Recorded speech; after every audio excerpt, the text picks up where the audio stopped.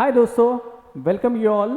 आज के एक नए सेशन में सबसे इम्पोर्टेंट, पिछले सेशन में मैंने टाइम मैनेजमेंट के बारे में थोड़ी सी बात की थी एंड आई एम श्योर आप सभी लोग टाइम मैनेजमेंट को परफेक्टली फॉलो कर रहे हो। इसी टाइम मैनेजमेंट के हेल्प से आप बोर्ड्स और नीट दोनों की प्रिपरेशन पैरेलली कर सकते हो। आगे जाने के पहले मुझे पता है कि आप सभी ने सप्तर्षि का ऐप डाउनलोड किया होगा। अगर आप लोगों ने सप्तर्षि का ऐप डाउनलोड नहीं किया है तो डिस्क्रिप्शन में मैंने उस ऐप की लिंक दे दी है, वहाँ पे आपको हमारा ऐप डाउनलोड करने मिलेगा जिस पे आपको बहुत सारे कोर्सेस देखने मिलेंगे। तो ये ऐप डाउनलोड करने के लिए बिल्कुल भी भूलिए मत। आज हम लोग क्या डिस्कशन करने वाले हैं, मुझे कुछ स्टूडेंट्स के रिक्वेस्ट आते हैं, उनमें से एक प्रिसाइसली जो रिक्वेस्ट आती है वो है on the chapter that is evolution. ऐसा माना जाता है कि एवोल्यूशन इस चैप्टर को हम लोग अंडरडॉग बोल के बुलाते हैं। मतलब लगता तो बहुत इजी है लेकिन जब उसके आंसर्स हम लोग अटेम्प्ट करते हैं तो थोड़ा सा टफ होता है। इसमें से भी कुछ कंसेप्ट्स ऐसे हैं जो कंसेप्ट्स हमें समझने के लिए काफ़ी डिफिकल्ट जाते हैं, है ना। For example Hardy Weinberg principle. आपके लेवल पे हार्डी-वेनबर्ग प्रिंसिपल है क्या, एग्जैक्टली इसका यूज़ कहाँ होता है और हमें इससे क्या फ़ायदा, एग्जामिनेशन पॉइंट ऑफ व्यू, ये हमें आज के डिस्कशन में देखना है। So let us start discussing on evolution chapter का Hardy Weinberg principle. Are you all ready for this? Let's start. So हम किसी भी पॉपुलेशन की जब बात करते हैं तो उस पॉपुलेशन में you will get to see there are different alleles. Say for example अगर हम लोग गार्डन पी की ही बात करते हैं, जो मेंडल ने लिया था, उसने बताया था कि जो हाइट कैरेक्टर था, ये हाइट कैरेक्टर के दो टाइप के अलील्स होते हैं, याद है आपको? यस, एक होता है कैपिटल टी और दूसरा है स्मॉल टी, बराबर। कैपिटल टी डोमिनेंट होता है, करेक्ट, और जो स्मॉल टी होता है वो कैसा है, रेसेसिव है। अब एक बात क्लियरली हम लोग समझ जाते हैं, जब हम लोग ये दो अलील्स की बात कर रहे हैं तो इन दो अलील की एक पर्टिकुलर पॉपुलेशन में एक फ्रीक्वेंसी होती है और ये frequency without any change constant रहती है। फिर से एक बार मैं आपको बताता हूं, the frequency of an allele in a population remains constant unless disturbed. ठीक है, अगर उसको किस चीज का डिस्टर्बेंस मिला तो ये फ्रीक्वेंसी जो है वो चेंज होती है, unless otherwise it remains constant. ये हमारा हार्डी-वेनबर्ग प्रिंसिपल है। कितना सिंपल मैंने बता दिया आपको। तो आज इस प्रिंसिपल के बारे में थोड़ा और जान लेते हैं। से फॉर एग्जांपल हम जब किसी जनरेशन की, किसी पॉपुलेशन की बात करते हैं तो उस पॉपुलेशन में जितने भी जीन्स हैं उसको हम बुलाएंगे जीन पूल, है ना। तो जीन पूल मतलब क्या, it contains all the total genes in a population. बात आई समझ में, है ना। अब किसी भी जीन की जब हम बात करते हैं तो एवरी जीन, से for example height gene has alleles T, capital T and small T, बराबर ना। तो अभी हमें इस प्रिंसिपल से क्या जानकारी मिलती है, this principle tells that, say for example if you are talking about a gene capital T, ठीक है, इसका ये अलील है कैपिटल टी, तो ये जो अलील है इसकी फ्रीक्वेंसी होती है कैपिटल स्मॉल पी, ठीक है, ऐसे हम लोग उसको डिनोट करते हैं। और हम लोग अगर दूसरा अलील ले विच इज स्मॉल टी, तो उसकी फ्रीक्वेंसी होती है स्मॉल क्यू। बात समझ लीजिए। According to Hardy Weinberg principle always remember P plus Q is equal to 1। क्या समझे, the sum total of all the frequencies of alleles in a population is always equal to 1। यहां तक बात समझ में आई? यस और no? Very good, this is our Hardy Weinberg principle. अगर हमें जानकारी और लेनी है, हमें जानना है कि उस पॉपुलेशन में उस अलील के लिए कितने इंडिविजुअल होमोजाइगस है, कितने इंडिविजुअल हेट्रोजाइगस, तो कैसे जानेंगे? से for example if I talk about homozygous individual, है ना, तो होमोजाइगस की अगर बात करते हैं तो हमें पता चलता है कि homozygous individuals are for example capital T, capital T. तो इसको हम कैसे रिप्रेजेंट करते हैं, इस पहले कैपिटल की फ्रीक्वेंसी है स्मॉल पी, दूसरे कैपिटल टी की भी फ्रीक्वेंसी है स्मॉल पी, तो दोनों का हो गया पी स्क्वायर है। So p square represents homozygous, yes, homozygous individual in that population. ये पी स्क्वायर क्या हो गया, the frequency of homozygous individuals. बात समझ में आ रही है? ये सुनो, वेरी गुड। अगर हम लोग फ्रीक्वेंसी जानना चाहते हैं ऑफ होमोजाइगस, ये वाले हो गए डोमिनेंट, है ना। अगर हमें होमोजाइगस रेसेसिव की फ्रीक्वेंसी जाननी है तो क्या होगा बताइए? स्मॉल टी, जल्दी आंसर कीजिएगा, बताइए। यस, स्मॉल टी का हो गया क्यू, दूसरे स्मॉल टी का हो गया Q, so it becomes Q square. बात समझ में आई? अब इंडिविजुअल जो है एक पर्टिकुलर पॉपुलेशन में सिर्फ होमोजाइगस होते हैं क्या? तो नहीं, we also have heterozygous. So the frequency of heterozygous individual in a population is equal to कितनी होती है वो? It is always equal to 2pq. So finally what the equation becomes is p square plus 2pq plus q square is always equal to 1. बात समझ में आ रही है? So the frequency of all the alleles in this population is always equal to 1. अगर आप इसको थोड़ा सा मैथमेटिकली देखो ना तो p plus Q bracket square is also equal to 1, जो इसका एक्सप्लेनेशन है। बात समझ में आ रही है आपको? Clear? This talks about the Hardy Weinberg principle. एकदम सिंपल चीज में मैंने आपको बता दिया है। क्लियर हो गई? ओके। अब ये क्वेश्चन आता है कि इस पे क्या क्या क्वेश्चन आ सकते हैं। सो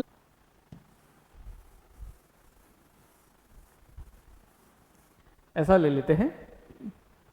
सो let us take a question to understand this principle of Hardy Weinberg. क्या क्वेश्चन है? फॉर एग्जाम्पल, अगर एक पर्टिकुलर पॉपुलेशन है जिसमें the frequency of dominant allele is 0.6, समझ लीजिए, तो आपको बताना है how many individuals are homozygous dominant, ठीक है, how many individuals are homozygous recessive and how many individuals are heterozygous amongst the population of, अभी देखिए frequency of dominant allele हो गया 0.6 in a population of 1000। तो अगर 1000 इंडिविजुअल है किसी भी पॉपुलेशन में तो उसके अंदर ऐसा पता चला कि the frequency of dominant Aleel was 0.6, तो उस पॉपुलेशन में होमोजाइगस डोमिनेंट कितने होंगे? तो we have a very specific equation. वो इक्वेशन क्या है? P square is equal to homozygous dominant का फ्रीक्वेंसी बराबर। अभी पी कितना है? पी की वैल्यू पहले हम लोग निकाल देते हैं। So what is given? Given दिया गया है dominant allele is 0.6 which means P is equal to 0.6 बराबर, है ना? Very good. अगर p is equal to 0.6, q is equal to 1 minus 0.6 से सुनो, क्योंकि p plus q is equal to 1, तो 1 minus 0.6 is equal to 0.4। q की frequency कितनी होगी? 0.4, ठीक है। अब इसका इक्वेशन p स्क्वायर, p की वैल्यू कितनी? 0.6, सो 0.6 का स्क्वायर कितना हो गया? It is 0.36। अब ये जो नंबर आपके सामने आया है ये क्या है? ये तो फ्रीक्वेंसी है, हमें एक्चुअल नंबर निकालना है। तो सिंपल आपको करना क्या है? इस फ्रीक्वेंसी को मल्टीप्लाई करना है टोटल पॉपुलेशन से। क्या है आपका number? The total number is 360। बात आई समझ में से? ये सुनो, क्लियर? Very good. अब होमोजाइगस रेसेसिव क्या है? होमोजाइगस रेसेसिव क्यू स्क्वायर बराबर विच इज इक्वल टू 0.4 का स्क्वायर, यहाँ पे हमने 0.4 लिया था, which is equal to 0.16, correct? ये होगी उसकी frequency multiply by 1000 which is equal to 160। Clear? और अभी है हेटेरोजाइगस। अभी हेटेरोजाइगस क्या है? 2pq, that is 2 into 0.6 into 0.4 which is also equal to 0.64 are 24 into 2.48 into 1000 which is equal to 480। देख लीजिए सब समझ में आ रहा है कि नहीं समझ में आ रहा है? एकदम आसान तरीके से सिंगल एग्जांपल से मैंने आपको एक्सप्लेन कर दिया, बराबर। तो this tells us about the different individuals in this particular population. All clear? हाँ, तो अब ये हमें क्लैरिफाई हो गया कि बेसिकली इंडिविजुअल कैसे सेग्रीगेट हो रहे हैं। लेकिन शुरुआत में ही मैंने आपको बताया था कि ये जो हार्डी-वेनबर्ग प्रिंसिपल है ना, ये तभी एप्लीकेबल है अगर वो पॉपुलेशन डिस्टर्ब ना हो तो, मतलब उस पॉपुलेशन में कोई चेंजेस ना हो तो। कौन से चेंजेस होते हैं? So there are some factors. क्या क्या फैक्टर है? पहला फैक्टर है जीन माइग्रेशन। बात समझ लीजिए, बहुत इंपॉर्टेंट चीजें मैं लिख रहा हूं, आपको बता रहा हूं, इन सभी चीजों पे आपका फोकस होना चाहिए, करेक्ट। तो पहला वाला है जीन माइग्रेशन। दूसरा वाला क्या है? दूसरा वाला जो फैक्टर है वो है जेनेटिक ड्रिफ्ट, है ना। तीसरा वाला है म्यूटेशन, ये बहुत इंपॉर्टेंट चीज है जो हम लोग अभी डिस्कस कर रहे हैं। चौथा वाला है जेनेटिक रिकॉम्बिनेशन,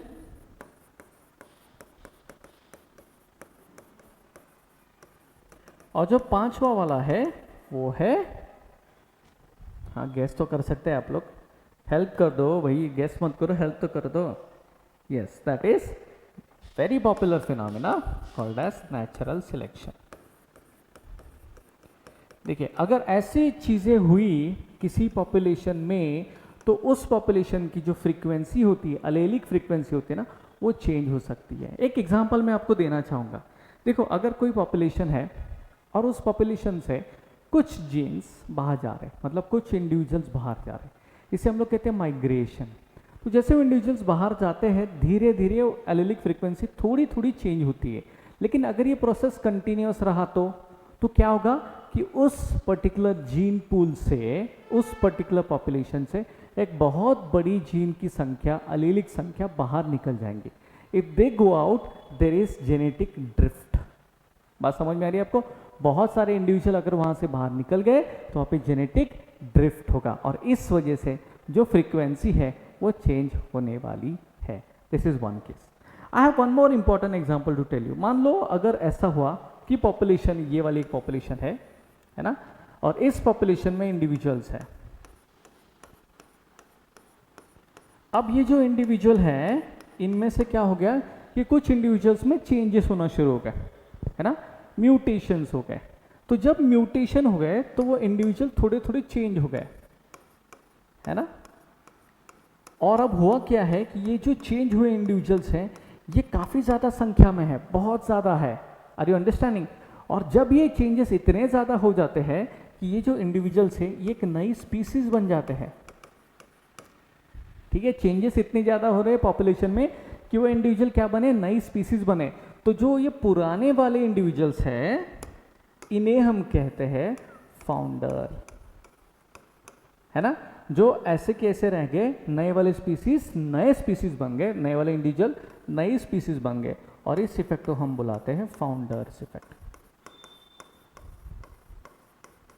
तो मैंने आपको शॉर्ट में बता दिया है कि कैसे हार्डी-वेनबर्ग के प्रिंसिपल के जो फ्रीक्वेंसीज हैं वो चेंज होते हैं due to these many phenomenas happening all around.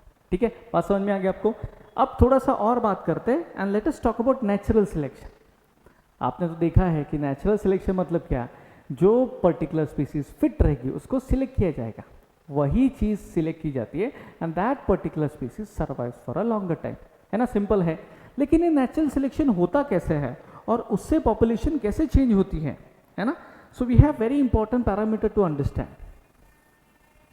अगर मैं नेचुरल सिलेक्शन बोलता हूं, से फॉर एग्जांपल एक पॉपुलेशन है हमारी, और इस पॉपुलेशन में आपको ऐसा नजर आ रहा है कि ये वाला जो पीक है ना, यहाँ पे मैक्सिमम इंडिविजुअल्स है जो एक पर्टिकुलर एक्स कैरेक्टर दिखा रहा है। They are showing a character X जो सभी में देखा जाता है, मैक्सिमम है यहाँ पे, ठीक है। ये जो पर्टिकुलर पॉपुलेशन है, अगर ये पॉपुलेशन इस एक्स कैरेक्टर की तरफ ही चली गई, माने पूरी की पूरी पॉपुलेशन ने एक्स कैरेक्टर हाथ में ले लिया, okay, so the graph becomes narrow,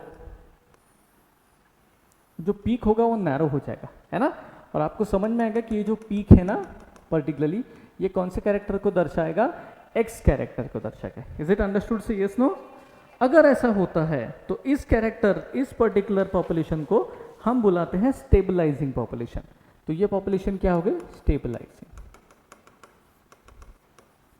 मान लो उसी पॉपुलेशन में वो जो कैरेक्टर देख रहा है, वो जो कैरेक्टर चल रहा है, उस कैरेक्टर को चेंज किया गया and the character is now replaced, so the peak shift changes.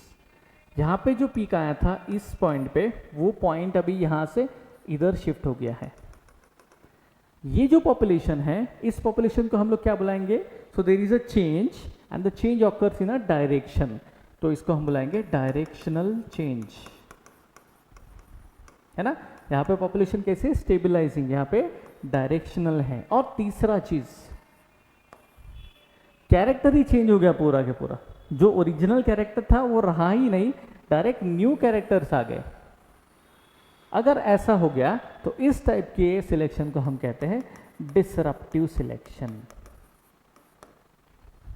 Is it clear to everyone?